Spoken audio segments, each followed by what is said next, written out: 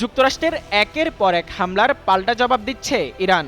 দেশটি মধ্যপ্রাচ্যের Kuwait, Bahrain ও জর্ডানের যুক্তরাষ্ট্রের ঘাঁটিগুলোতে হামলা চালায়। তেহরানের এই হামলাকে তীব্র নিন্দা জানিয়েছে সৌদি আরব।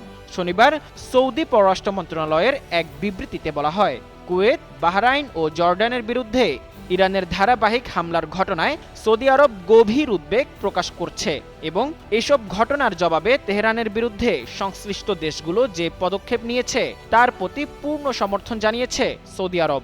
মিনিস্টার বিশ্বকাপে দেশ কাঁপানো অফার।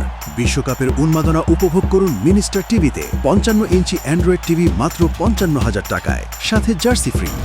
এছাড়া বিবৃতিতে সৌদি আরব অবিলম্বে সব ধরনের সামরিক উত্তেজনা বন্ধের আহ্বান জানিয়ে বলেছে, আঞ্চলিক নিরাপত্তা, স্থিতিশীলতা এবং জনগণের সুরক্ষা নিশ্চিত করতে সংঘাত আরও বিস্তার রোধ করা জরুরি। এদিকে শনিবার মধ্যপ্রাচ্য ভিত্তিক সংবাদ মাধ্যম মিডল ইস্টের বরাতে এক ইরানি সামরিক সূত্র জানিয়েছে, যুক্তরাষ্ট্রের হামলা অব্যাহত থাকায় উপসাগরীয় অঞ্চলের জ্বালানি, পানি পরিশোধন ও লবণাক্ত পানি বিশুদ্ধকরণ স্থাপনাগুলোতে হামলার পরিধি বাড়ানোর পরিকল্পনা বাস্তবায়ন শুরু করেছে তারা।